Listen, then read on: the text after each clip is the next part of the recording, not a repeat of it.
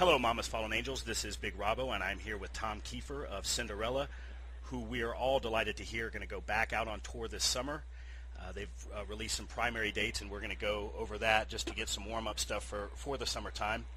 Want to start out, Tom, with asking you, we know that over the prior years, Cinderella's had some problems with their tour dates. Such a big part of Cinderella's music is the voice of Tom Keifer. Just have to ask for the fans out there, Tom, how are the pipes? They are strong as can be. I've been working with a really great vocal coach for the last year who's really taught me a lot about breathing and how to support my voice. Probably a lot of things that I used to do years ago and just changed my habits or whatever. But it feels stronger than it has in years, and I'm ready to go. The last time I saw Cinderella, you were on tour with Poison, and I saw you in the Charlotte, North Carolina area, saw you in Charlotte.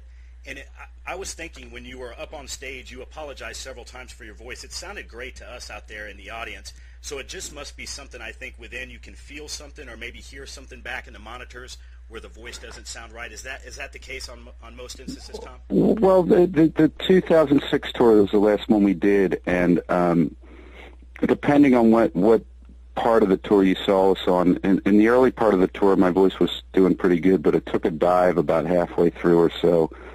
And for the back half of the tour, rather than packing up and going home, which is what my doctors would have liked me to do, I figured out a way to kind of take the stress off my voice, and I changed some of the melodies on the record and really wasn't going for the high notes, and just did some different vocal arrangements, and Eric helped and covered some of my parts, and I was throwing away a lot of lines and laying out on some stuff and just trying to get through the tour. So I did the best I could to make it not too obvious, but I had lost a significant part of my range by about halfway through that tour, and by the end of it, I had pretty much lost all my voice. Every part of my range was just fucked. So it's taken me the last 3 years. I've been through 5 different vocal coaches. I've had another surgery. That was my 6th surgery after the 2006 tour. So that's nice to hear that it wasn't too obvious up front, but like I said, if it was earlier in the tour, my pipes were working a little bit better, and I was still going for the melodies that were on the records, but as the tour progressed, it got really bad, to the point where actually we stopped. We did a completely new arrangement of Don't Know What You Got Till It's Gone, because that's such a hard song to sing. I actually brought it down an octave, and we just sat on stools and did it acoustically. So we were changing a lot of things to try and accommodate the fact that I had lost such a significant part of my range. But I'm happy to say that part of my range is back, and probably more. So I'm really, really grateful, and I thank God every day that I was able to get to the right coach eventually here, who really taught me a lot of things that I had never known before, and kind of pulled my voice back from the brink. Yeah, and I turned to my buddy when you apologized for your voice at that Charlotte show, and it was the middle to later part of the tour, Tom, and I said, he really didn't sound that bad. You couldn't tell. I know as a singer you can tell, but to my certainly untrained ear and the folks that I was there with, I said, he didn't sound that bad, and my buddy kind of laughed, and he turned to me and he said, I guess there's a price to pay for singing the blues so well that many years, and certainly you've gone through it with your voice.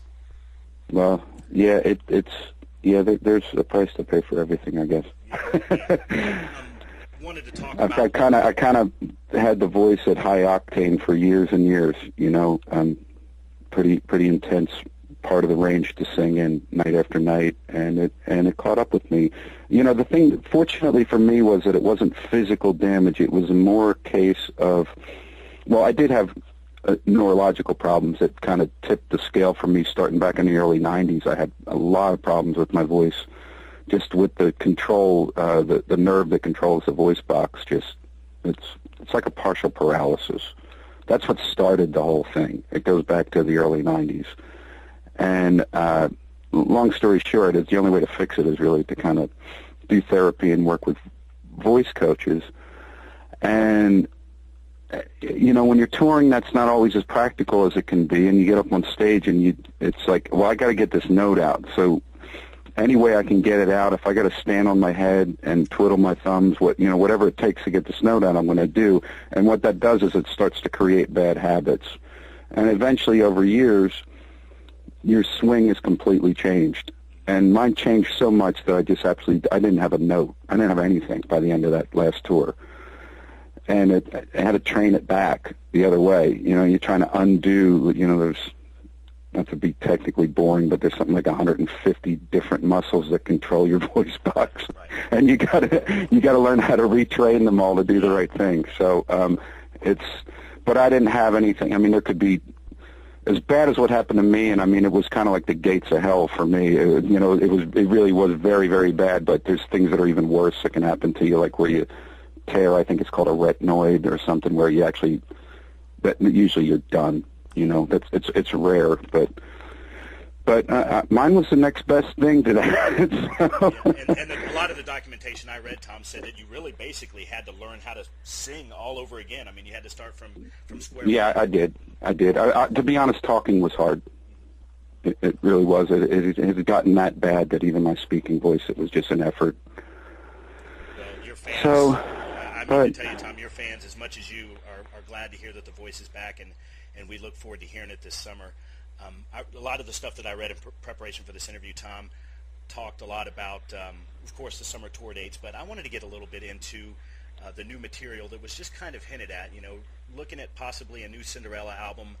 I know that's something that's probably been in the works for a while, but is that something that comes together when you and Eric and Jeff and Fred and everybody gets together to put on these shows in the summer and to go out in front of the crowd? Is that something when you guys get together, maybe when you're on your own, do you kick around new material? Do you say, hey, Eric says, hey, I got this song, or Jeff says, hey, I have this riff? It usually happens after a tour. I mean, it usually doesn't happen on tour. Tour's like so hectic. Although I will say back in the 80s, I wrote a lot of songs on the road. I had like a portable studio that I'd pull into the dressing room or into my hotel room. And, when we were out for night songs, which obviously I had, they always say you have your whole life to write your first record, which I did. I was years writing that record, but not so long to write Long Cold Winter, and most of those songs were written on the tour while we were touring night songs.